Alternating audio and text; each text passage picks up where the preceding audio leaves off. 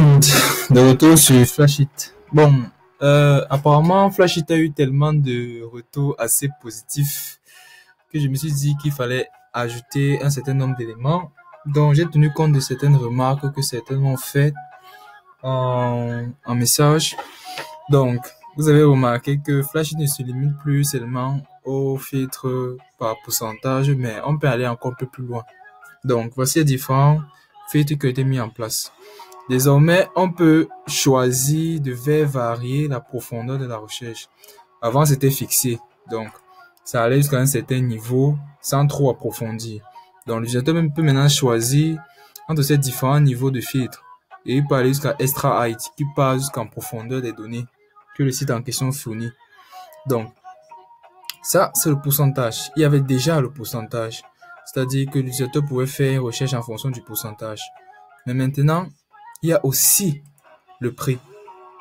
Donc, mais ce qui est très intéressant avec le prix là, c'est que vous avez la possibilité plus de dire que bon voilà, je veux que tu me notifies si jamais mon pourcentage, si jamais les résultats de mes vestes, des vestes par exemple sur tel site atteint moins 90%. Donc vous pouvez maintenant dire maintenant que je veux que tu me notifies uniquement lorsqu'il y a un veste qui sera posté sur le site et qui va coûter, on va dire 500 francs CFA. Je ne sais pas si vous voyez ce que je suis en train de dire. C'est-à-dire que vous dites, je veux uniquement, je ne sais pas trop, les laptops. Je veux seulement que tu m'envoies les résultats des laptops qui sont à partir de 1000 francs ou 1500. On peut toujours rêver. Donc, le filtre, il est simple. Il fonctionne avec un range, c'est-à-dire un intervalle de 0 à la valeur que vous souhaitez en fait. Et c'est aussi simple que ça. Bon, j'ai ajouté des petits éléments design. Bon, comme vous voyez là à gauche, à droite et en haut. Donc, on va faire juste un léger test. Vous connaissez déjà le principe avec le bot qui n'a pas trop changé en lui-même. Donc, je vais faire la même recherche de veste tout à l'heure. Bon, extra low, je vais mettre extra low, je vais mettre pourcentage. Voilà. C'est une belle occasion pour tester les prix. Donc, pour ce qui est des prix, je veux chercher les prix des vestes allant jusqu'à, on va dire, 25 000.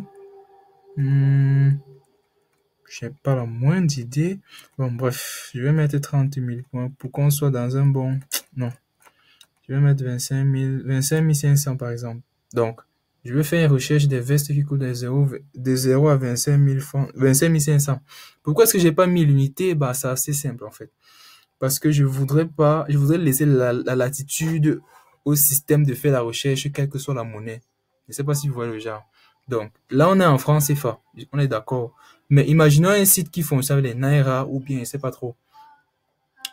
Je ne veux pas faire varier cette monnaie, en fait. Donc, lui, ce qu'il fait, c'est qu'il arrive, il cherche la valeur s'il ne s'occupe pas de la monnaie, en quelque sorte. Donc, ça permet d'universaliser la chose, en fait. Donc, je lance la recherche. J'ai ajouté des effets, comme vous voyez. Donc, vous voyez, la recherche est extrêmement rapide, en fait, parce que c'est du extra low. C'est-à-dire, il ne cherche pas trop en profondeur. Et j'ai directement les résultats de façon décroissante en fonction du prix. 18 200, et ainsi de suite, ainsi de suite, ainsi de suite. Vous voyez ça? Il y a la liste des résultats.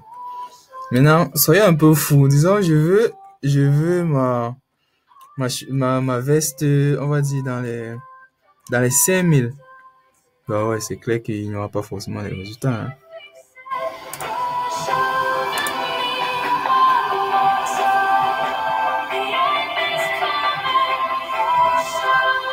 C'est du extra low. Donc, voilà. C'est du extra low. Vous voyez, le résultat s'est passé tellement rapidement.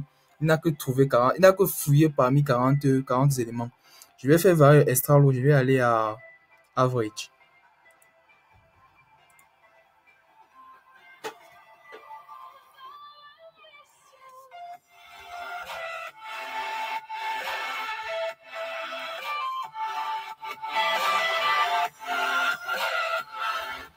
Il y a une grosse faute sur average. Je suis d'accord. Je suis vraiment désolé pour cette faute-là. Je vais rectifier ça avant de pusher.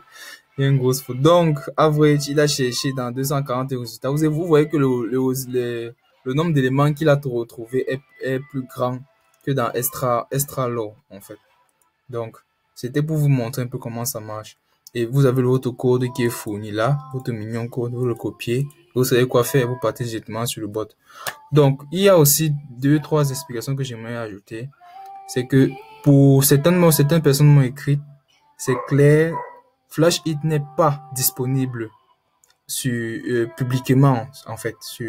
Vous ne pouvez pas taper un lien pour y accéder déjà en fait, parce que on va dire que il possède des fonctionnalités qui ne sont pas 100% légales.